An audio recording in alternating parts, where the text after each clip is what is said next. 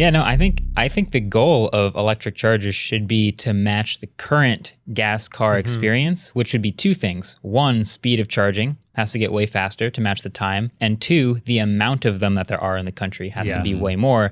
Because I feel like with your gas car trip, you can actually just go straight to your waypoints and your food destinations and not even think about where you're going to charge, because you can charge at any point or fuel at any point that you need to.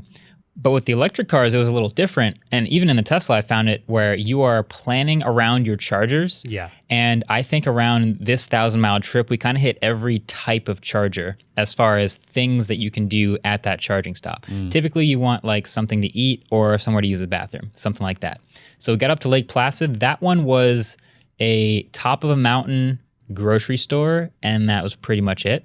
So I think, at that grocery store, we got snacks and like donuts or whatever, and that was fine. I think we stopped at another one that was a mall, and we wanted to eat. So with that stop, we went into the mall and found the food court in the middle of the mall and ate at a Wendy's there, and then came back all the way out the mall to the parking lot, because it was just on the mall parking lot. We had another one that was at a hotel. And it was really interesting because we weren't about to go in this hotel because we didn't have a reservation or anything, but I imagine there wouldn't have been much to do. That was an 8-minute stop. We didn't really do much there. But like if you were looking for food there wasn't really really anything. We would have had to go somewhere else. That's actually surprising. There was another one that was in a strip mall with tons of food. We happened to pick one of the like 8 options and had a bite there. So we kind of had every version of it, but it was, when we were deciding to be efficient, we weren't driving to food or driving to the waypoint and then happened to have a charger nearby. It was look on the map. We're going to Scranton. Where's the charger near Scranton? We're going there first. Yeah. Then we'll figure out what to do. Yeah, there is on the Tesla website, if you look it up on your phone, you can see what food's around there. But even with that knowledge, you're pretty at the mercy of what, because generally you're planning that trip already. Like that's your option. That's what you get. Yep. I will say, I think you benefited on the Lake Placid one on getting food there, because we made the mistake of let's get going. We're pretty close. We're not going to grab food here because we're not that hungry.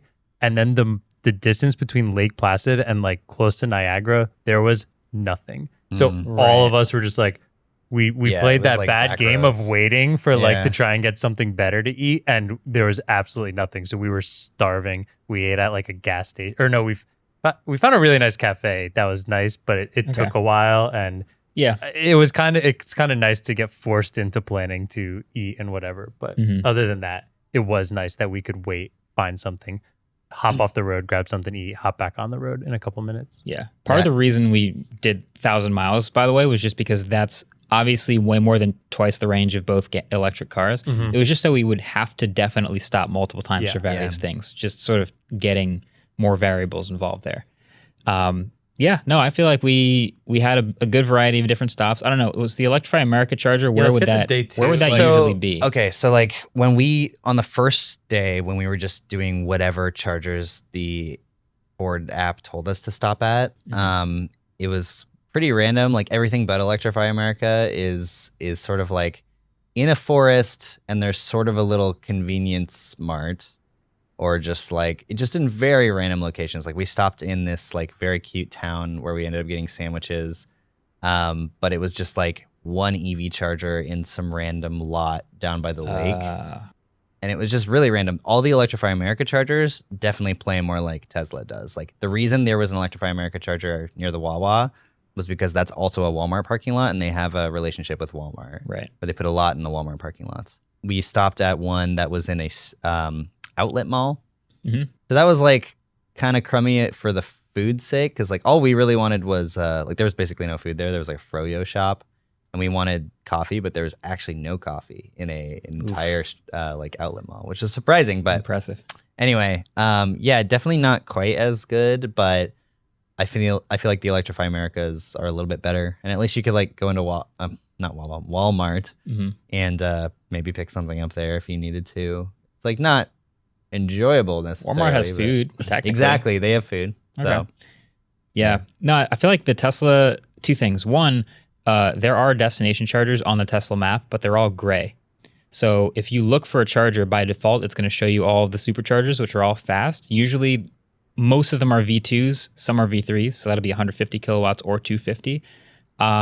If you want to, you can tap on the gray ones, and it'll show you some of those like random charge point chargers or like single chargers in a parking lot of a bagel shop or whatever, it's like you probably don't intentionally want to go to one of those, but if you are in a pinch, they're on the map and you can find one that's nearby.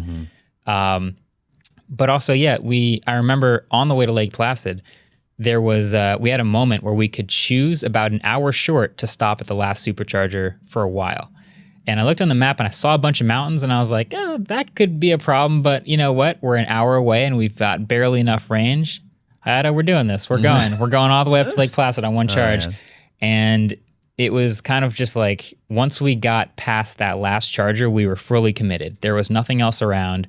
There were no destination chargers. We were going through a forest. It was like sheetrock walls to like rivers and like single lane roads up the side of a mountain. And one of the questions you usually get is, okay, well, what do you do if you run out in an electric car? Like if you're in a gas car, you can get towed, obviously, but also like if you get someone to bring you a can of gas, you can pour it in the car and actually just keep going. Yeah, battery doesn't work that way. Not quite the same. A lot of people keep bringing up like a generator. Like that's not very efficient. You could, in theory, get a mile or two out of a generator, but that's a big generator that runs on gas. People really bring that up? Yeah. Well, I mean, because that's like it's the only thing that kind of works in your head of like, okay, portable fuel. Yeah. If you're in a gas car, portable fuel is just a can of gas. If you're in an electric car, what's the answer? The theory there a battery checks out, but it honestly makes no sense. It doesn't makes 1,000 more. It would be nice if there were some sort of battery you could plug into your car just to get extra range, but it doesn't exist. So yes, you have to get towed, and I've seen it happen. I've never gotten to that point. I'm jinxing it, but I've been down to 1 mile many times. Also, we met somebody who worked for Tesla, and this is not the first Tesla employee who has told me that there is a small reserve underneath 0 miles. Probably don't want to go there all the time. It's probably bad for your battery, but multiple people have told me numbers between 10 and 25 miles of extra range. That's pretty decent. If you are absolutely in a bind and you've run out and have nothing around you. That's handy to have. Good to know. Yeah. Good to know. But I got to 1 mile and the car was fine. So that existed. Maybe it hangs on that 1 mile for like quite a while. It turned to 1 mile like about a mile from the charger. I think we have footage of us getting up. I think Hayato checks in every couple minutes where it's like, oh, nice. We've got 13 miles left on the ride and 13 miles left on the car battery. Lordy. Great. Oh, look, we've got 5 miles left on the car going up a hill and we're 6 miles away from the charger. Oh, great. And then we got to like 1 mile left and it happened to be like we get to a downhill. So there's a little bit of regen. I go nice and slow. I get all the battery back. Go back up the hill and it was just perfect. So, yeah, it happened to work out. I have our total deltas at roughly an hour and a half for the Tesla behind the gas car. And then if we include all of the adventures of Vermont and not having a charger available, the Mach-E on this particular trip was about 5 hours behind, 5 to 5.5 hours behind. Yeah, I mean, it's only because of that first all day situation. One. Yes. If we only count the second day, we were actually only like 20 minutes behind. It was like 20 guys. minutes. It was really close. And Brandon and I made a sort of inefficient coffee shop stop once. Yeah. All right. Thanks for hanging with us for this Waveform podcast clip. You know, it's kind of nice that we got to get meta and make a video podcast about road trips, which is probably consumed while people are on road trips, which is kind of neat. So if you're on a road trip right now listening or watching, shout out to you. You're in the metaverse.